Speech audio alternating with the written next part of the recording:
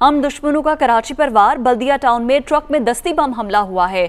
धमाके में 4 बच्चों और ख्वातीन समेत 11 अफराद जाँ बहक हुए हैं, जबकि इत्तलात के मुताबिक 8 अफराद जख्मी भी हुए हैं। ट्रक में सवार फैमिली शादी की तकरीब से वापस आ रही थी, इंचार्ज CTD का ये कहना है। मोटरसाइकिल सवार हमला आवर दस्ती बम फेंककर खुद फरार हो गया। ट्रक ड्राइवर को हिरासत में ले लिया गया है, जबकि वजीर आला सिंध मुराद अली शाह का बल्दिया टाउन धमाके का नोटिस वजीर ट्रांसपोर्ट से वाक़े की तफसीलात तलब कर ली हैं, जबकि वजीर दाखिला शेख रशीद भी कराची धमाके का नोटिस ले चुके हैं। IG सिंध और DG रेंजर से वाक़े की रिपोर्ट तलब की गई है वजीर दाखिला शेख रशीद की जानिब से। जी बिल्कुल, हम दुश्मनों की जानिब से कराची पर वार किया गया है और बल्दिया टाउन में ट्रक पर दस्ती बम हमला किया गया है और धमाके में 4 बच्चों और ख्वातीन समेत 11 अफराद जाम बहक हो गए हैं। 8 अफराद ज़ख्मी हैं जिन्हें अस्पताल मुंतकिल कर दिया गया है। इंचार्ज CTD के मुताबिक ट्रक में सवार फैमिली शादी की तकरीब से वापस आ रही थी जब इस ट्रक में दस्ती बम फेंका गया और जिसके नतीजे में 11 अफराद जाँ बहक हुए, जिनमें ख्वातीन भी शामिल हैं और इंतहाई अफसोस की बात यह है कि 4 बच्चे भी इनमें शामिल हैं।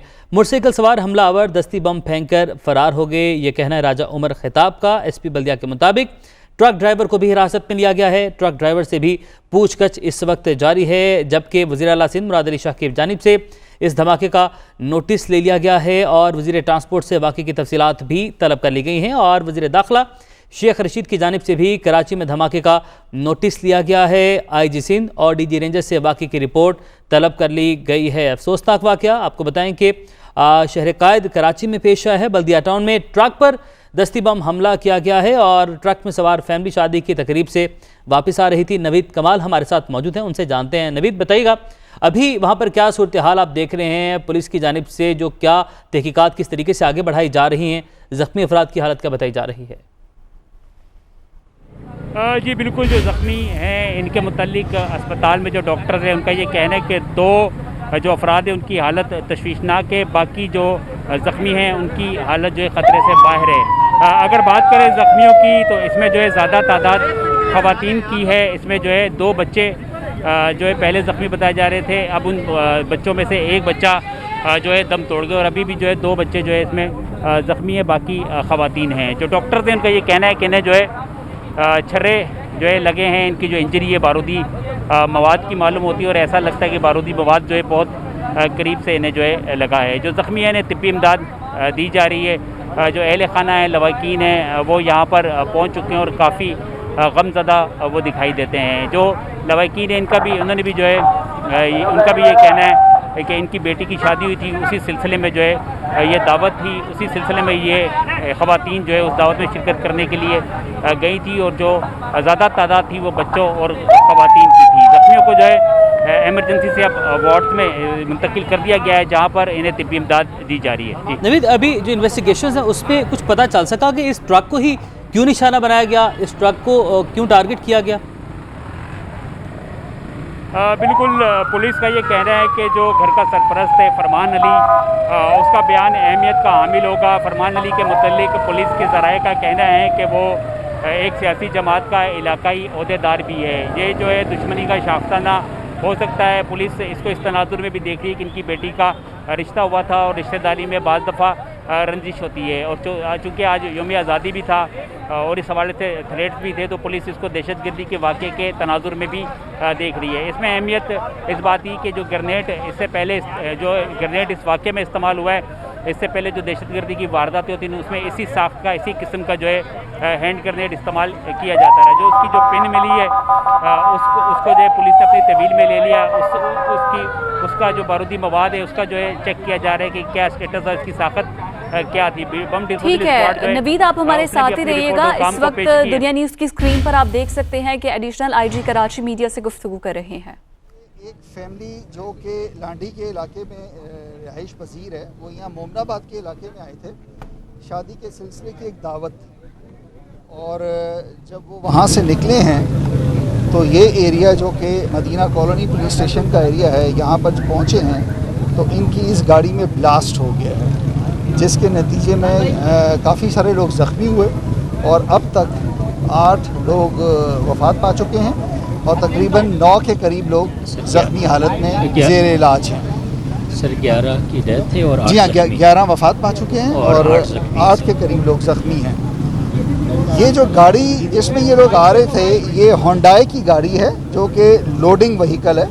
इसकी बैक साइड पे ये पूरी फैमिली बैठी हुई थी और रिपोर्टेडली ऐसे लगता है जैसे कि इस गाड़ी के ऊपर कोई ग्रेनेड या क्रैकर टाइप का कोई बॉम्ब फेंका गया है, जिसके नतीजे में ये ब्लास्ट हुआ है। सर कोई पेशगी इतलात थी, कोई इस हवाले से कुछ नहीं। थी कि इस तरह का कुछ हो जाना है, यौम आज़ादी था आज? ये जो फैमिली है इनका ताल्लुक नॉर्दर्न एरिया से, स्वात से है। हम तमाम पहलुओं को बखूबी इवेलुएट कर रहे हैं। आपने जो बात की कि टेररिज्म के बारे में नॉर्मली 14 अगस्त के हवाले से मुख्तलिफ इंफॉर्मेशंस और इंटेलिजेंस रिपोर्ट्स थी, उस पस मंज़र में भी इसको देखा जा रहा है और ये भी हम जानने की कोशिश कर रहे हैं कि कोई पर्सनल राइवलरी या कोई फैमिली फ्यूड्स ना हो। सर शहर में 14 अगस्त के हवाले से और गाड़ियां भी मौजूद थी जिसमें इससे ज़्यादा अफराद भी सवार हुए होंगे, तो उसको अटैक ना करना, इस पर्टिकुलर गाड़ी पर अटैक करना, सर ना आपके झंडा साथ है, कोई जाती दुश्मनी का अंतर है इसमें? देखिए सर ना झंडा है इसमें जी, और ना कोई तराने बनाने का। जी देखें, ये बात बिल्कुल ठीक है कि इस गाड़ी के ऊपर ऐसा कोई सिंबॉलिक रिफ्लेक्शन नहीं था, कोई पाकिस्तान का झंडा नहीं था और ये मेन स्ट्रीम जहाँ पे सेलिब्रेशंस वाले इलाके हैं वहाँ पर भी इसकी मौजूदगी नहीं थी। लेकिन इस वक्त बहुत अर्ली और प्रीमेच्योर होगा, इस चीज़ को हम फाइनली अभी नहीं कह सकते। इन पहलुओं पे तफ्तीश बिल्कुल हो रही है। तफ्तीश में हम कोशिश करेंगे कि जहाँ से ये लोग चले हैं और जहाँ आए हैं वहाँ पे उस इलाके के बारे में पूरा एक एनालिसिस करें, इनकी मूवमेंट्स को चेक करें। हम कोशिश करेंगे कि यहाँ अगर हमें कोई वीडियो रिकॉर्डिंग्स अवेलेबल हो जाती हैं उससे ट्रैक करने की कोशिश करें।